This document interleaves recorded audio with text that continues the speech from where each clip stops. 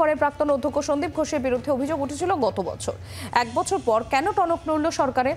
সন্দীপ ঘোষের বিরুদ্ধে এসআইটি গঠন নিয়ে রাজ্যকে 24 ঘন্টার মধ্যে জবাব দেওয়ার নির্দেশ হাইকোর্টে। সন্দীপ ঘোষের বিরুদ্ধে এনফোর্সমেন্ট ডিরেক্টরেটের তদন্তের দাবিতে মামলা করেন আরজি করেরই প্রাক্তন ডেপুটি সুপার আক্তার আলী। সেই মামলাতে আদালতের আরও প্রশ্ন, মামলাকারীও কেন এতদিন চুপ ছিলেন? আরজি করের প্রাক্তন অধ্যক্ষ সন্দীপ ঘোষের বিরুদ্ধে একাধিক অভিযোগে এর আগে সরব হয়েছিলেন হাসপাতালেরই প্রাক্তন ডেপুটি সুপার আক্তার আলী। তার দাবি ছিল ভিজিল্যান্স কমিশনার থেকে মুখ্যমন্ত্রীরও দ্বারস্থ হয়েছিলেন, কাজ হয়নি। এবার সন্দীপ ঘোষের বিরুদ্ধে ইডি তদন্তের দাবি জানিয়ে হাইকোর্টে দ্বারস্থ হয়েছেন আক্তার আলী।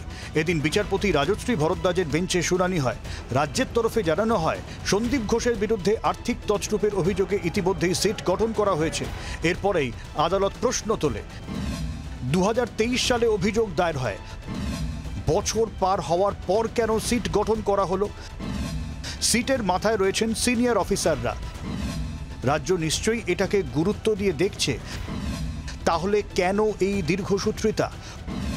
অভিযোগ জানানোর পর কাজ হয়নি বলে দাবি মামলাকারীর।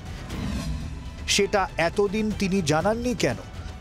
ঠিক কী অভিযোগে সন্দীপ ঘোষের বিরুদ্ধে মামলা? পরিবারের অনুমতি ছাড়া মৃতদেহ বিভিন্ন কাজে ব্যবহার করার অভিযোগ রয়েছে।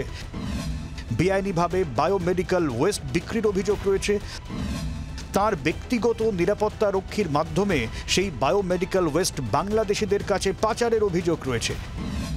বেআইনি টেন্ডারের মাধ্যমে আর্থিক তছরূপ, কোভিডের সময় মেশিন কেনায় আর্থিক তছরূপের অভিযোগ রয়েছে।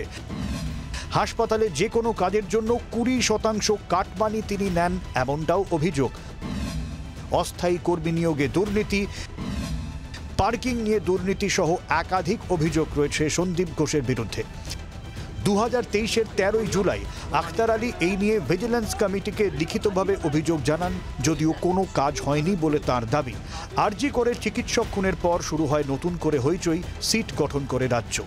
যেহেতু এটা হোম ডিপার্টমেন্টের একটা হাই পাওয়ার টিম গঠন হয়েছে, এই অর্ডারকে আমি ওয়েলকাম করছি এবং আমি ডিপার্টমেন্টকে অনেক অনেক ধন্যবাদ জানাচ্ছি। এতদিন তো কিছু হয়নি, অ্যাটলাস্ট সিট গঠন হয়েছে অ্যাটলিস্ট, এবং ওরা তদন্ত শুরু করে দিয়েছে। আমিও স্বাস্থ্যভবনে গিয়েছিলাম, আমার স্টেটমেন্ট রেকর্ড হয়েছে এবং আমি বলে এসেছি কি আমাকে যখনই ডাকা হবে আমি যাব, আমি কোঅপারেট করব। এরপরেই ইডির তদন্তের আর্জিতে আক্তার আলীর এই মামলা।